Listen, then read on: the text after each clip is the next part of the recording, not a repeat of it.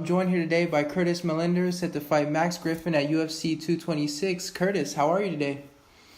I'm great, boss. How about yourself? I'm doing well, thank you for asking. So, listen, what are your thoughts on your opponent Max Griffin heading into this one? Oh man, tough guy. Um, I've been watching him for a few years now. We're both from the California circuit. He was running things up north, and I was running things down south. So I've been wanting this fight for a while. There's a couple guys that got called up from California before me in my weight class that I've been wanting, and he's definitely one of the guys. Yeah, how do you think you match up with him? Oh, this is gonna be easy. I just don't get me wrong. He's tough, but I don't think he's talented. I don't think he has a skill set to deal with me. So I believe I'm be able to do whatever I want and stop him from doing what he wants. So, after your last fight, coming off a big win over Thiago Alves, everybody was talking about you needed to step up in competition, a big fight. Were you satisfied when they offered you this fight? Oh yeah, this is what I asked for. Sean Selby asked me who would I be interested in fighting. I said Max Griffin. I gave out a few other names, but after I beat up Max Griffin, I'll let you guys know what those other names were.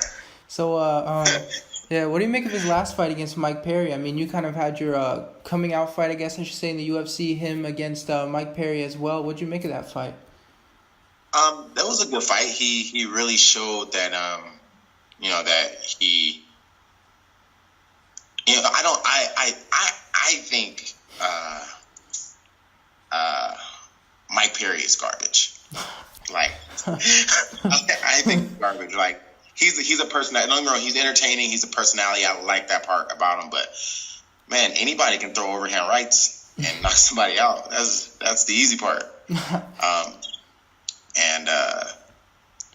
So I feel like Max did a really good job and shutting Mike Perry down. But it'd be trouble when he thinks he can be able to do that to me. So. So you did mention that you guys are both from California. People were kind of surprised it wasn't put on UFC 227 since it's in California. What do you make of all that? When my manager told me I was fighting Max Griffin, automatically I assumed that it was going to be the 227. Like, that would make the most sense. Yeah. When I told Sean Shelby about that, I told him the whole thing, like the California thing. So kind of figured if I got that fight, that's where it would be. But, fighting on the card that we're on, International Fight Week, like, that's going to be huge. Like, that's All-Star weekend for us fighters. So I don't mind that either.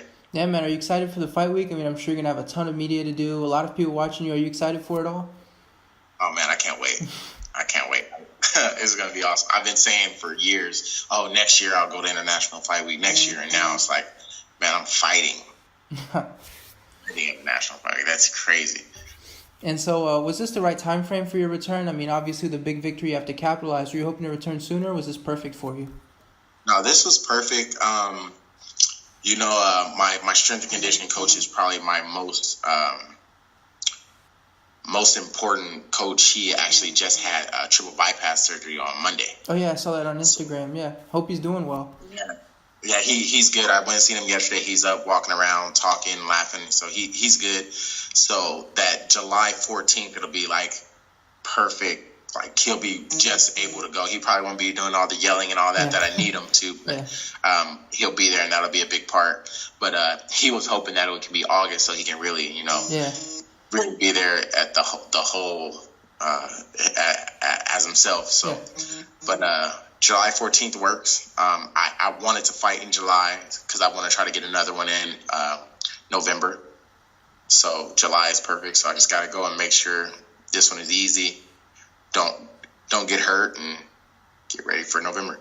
And so, like I mentioned, you're coming off a huge victory over Thiago Alves. I mean, nobody does that to him. What do you think went right for you in that fight?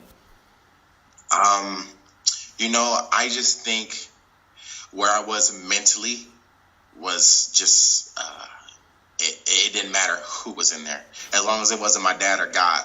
Anybody was gonna get beat up. So,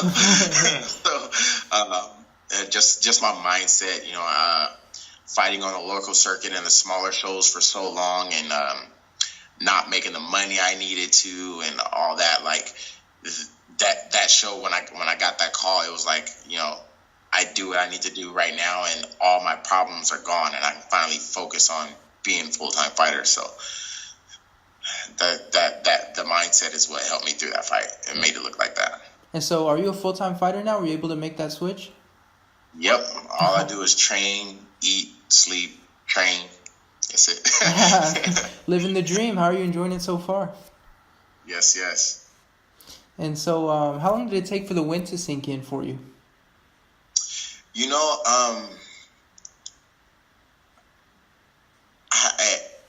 It still feels a little surreal now that it's over. I had a lot of people ask me like how it felt to like, get that call, and like, was I nervous, and like, can I believe it? Like, I believe that I'm in there. I knew this was gonna happen already. So there's a relief of me being in the UFC, but like, I'm just taking it all in and staying focused on the goal. Like, I'm in, but that's not the goal. The goal is to, be in and be dominant, be champ, and make my sons rich. And so one thing a lot of people talk about with their UFC debut, it's the famous octagon jitters. I mean, obviously the results speak for themselves, but did you feel any of that? Excuses. Those are excuses. Octagon jitters, if it's something you've been working on your whole life, why are you going to get nervous on doing it? All right, fair enough. And so it's a lifetime work. Like, it's crazy. It's like, it's funny because one of my buddies was telling me, he was like, "Oh man, it's all the octagon jitters. This is your first time. It's like it's your first time. It's like like popping your cherry when you're a virgin." I was like, "Man, I was doing a lot of other things before I got that. So just gotta prepare. Yeah. All these other fights was like preparing for that." So fair enough. And so you are on an incredible winning streak. I mean, walkaway KOs, dominant performances. What do you think's been the key for you? What's been going right? The coaching. My coaching staff is amazing. I have my head coach, Ben Jones, who is like just transitioned me from being like a point style fighter to a killer. And like the stuff I was using just to get points on, I'll put you down with now. And then my strength and conditioning coach just feeds my mind with like the positivity and the intensity, and then my striking coach Uchenna Anyakam, he just teaches everything right, like the footwork, the movement, like he pounds it into my head, so I'm doing it right. So. And so, where do you think a win over Max puts you in the division? It'll be really nice to be in the top 20 only after 2 fights. Haha, Max Griffin took you for. And but I don't mind. Like, I'm not in a rush to get the title. My goal is to be champ before I'm 34. So I got a little over 3 years. So I'm not in a rush. I would like to just get a lot of wins. Start making some money. That way, when it's time for a title fight, I can become champion with some championship money as well. Yeah.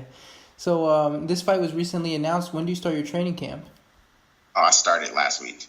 Okay. I started last week was when I knew I needed to get back to working out.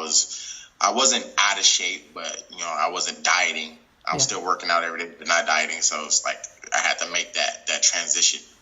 And so, the whole vacation thing, and like spoiled my kids. Went to Puerto Rico. It was time to get back to work. And so, at what point do you guys start watching footage? I mean, if you watch footage, at what point do you start doing that? At what point do you start game planning? It's crazy because I'm a fan of the sport, so I watch everybody. So I've been watching them for a long time. I'll probably watch film for the next week and a half, 2 weeks, and then after that, I won't need to anymore. All right, so I just have one more for you. How do you see this fight playing out come July? Man, second round, he doesn't make it out of the second round. He'll run into something, and he runs up with his chin up. He's gonna run into something.